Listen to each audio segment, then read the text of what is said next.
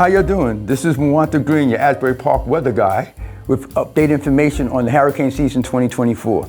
Hurricane season started this year in June 1st, will end November 30th.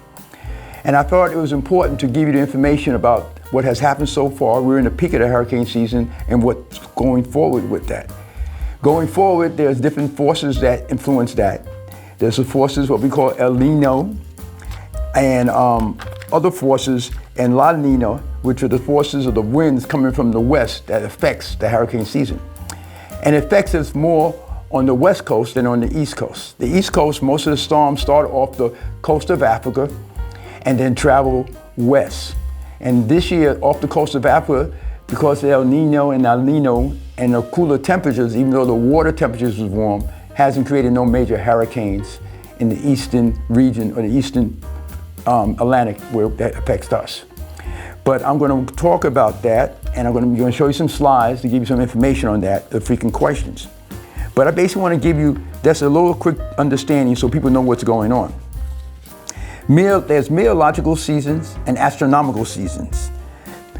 Meteorological seasons is what we in meteorology, when we talk about. It talks about how the seasons are based on temperature cycles. So the fall is September 1st, the beginning of the meteorological season of fall. December 1st, beginning of the meteorological season of winter. The astronomical seasons is another part that most people talk about. Is like September 22nd is the first day of fall of autumn. But that's based on where our planet is in relationship to the sun and the amount of sun we get in the orbit. That's astronomically. So that's the difference between meteorological and astronomical seasons. For us in meteorology, we talk meteorological seasons mainly because it deals with cycles of temperature changes. For instance, December 1st is the beginning of winter meteorologically.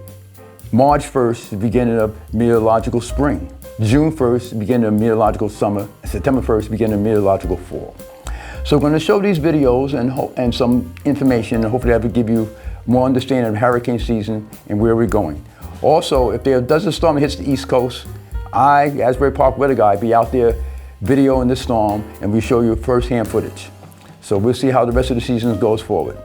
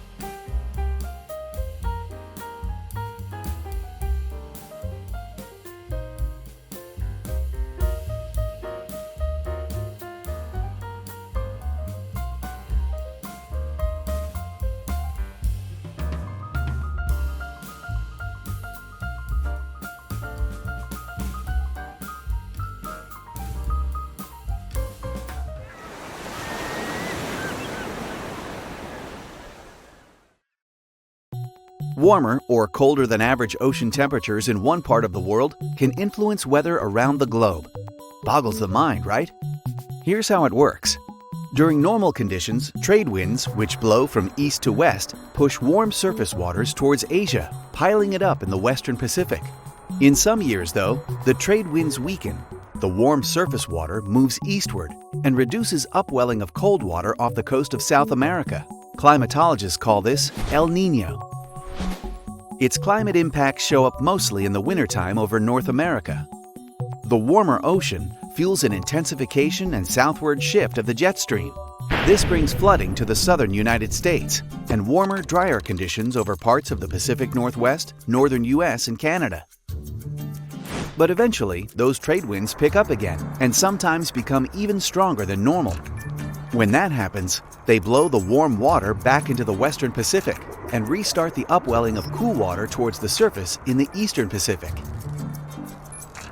These strong trade winds are a signature of what is called La Niña, unusually cold conditions in the tropical Pacific that displace the jet stream northward. La Niña can lead to drought in the southern U.S. and cooler temperatures, heavy rains, and flooding in the Pacific Northwest.